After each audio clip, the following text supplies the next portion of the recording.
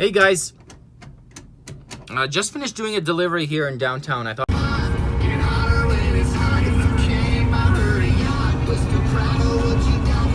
I would get some light going here. It is kind of dark. We're under sort of a loading ceiling roof thing here. So I thought, following the delivery, I thought to myself, deliveries are a huge part of event rentals. So I'm going to give you 3 quick sort of hacks on that.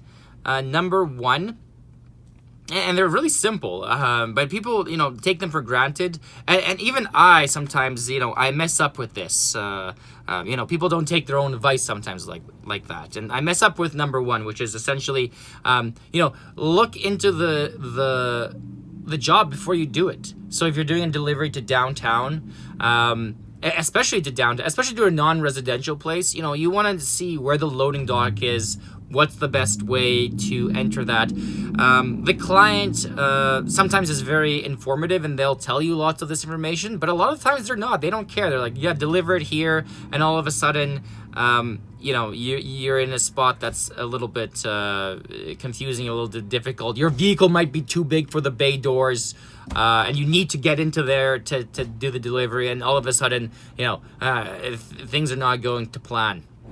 So do your due diligence, do your research. If it's a bigger event, I highly recommend going there physically and actually scouting the event out, because that's definitely going to help you, in the future. You're going to know information. The client might be impressed. I highly recommend do your research. With me, I've done deliveries to so many places. Sometimes I get kind of cocky. Oh, I'm experienced. I know this place. And all of a sudden I find myself in a bind. Number 2, hire experienced drivers. If you're not doing it yourself, and if you're doing it yourself, hopefully you have some experience driving bigger vehicles, driving into loading bays and stuff like that. Hire experienced drivers, because that's going to help you. That's going to help you a lot. And maybe not. It's number 1. It's a huge liability issue. It's probably your biggest liability issue is, driving, because it's pretty much the most dangerous thing you're doing. It's actually quite dangerous. And number 2, and this sort of applies more, it's a more realistic application to the problem, is that, your employees are going to call you and bug you about the smallest things. Like, oh, I don't know where to deliver this. I'm confused. I'm this. And if you have someone that's experienced, they're going to take matters into their own hands. There's a little problem. They're going to figure it out, because they've done those things before.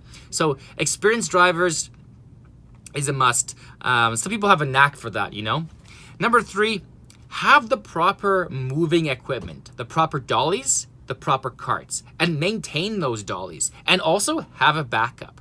So that's huge. And again, I sometimes have that problem, you're loading up a vehicle, you're doing it as quick as possible, and you don't have a backup. A wheel falls, a caster falls off or something and gets snagged off, and all of a sudden, you're in a bit of a bind. So you don't want to be hand bombing a bunch of chairs through a building, because it does not look professional. So definitely have the right equipment. Quality equipment is huge.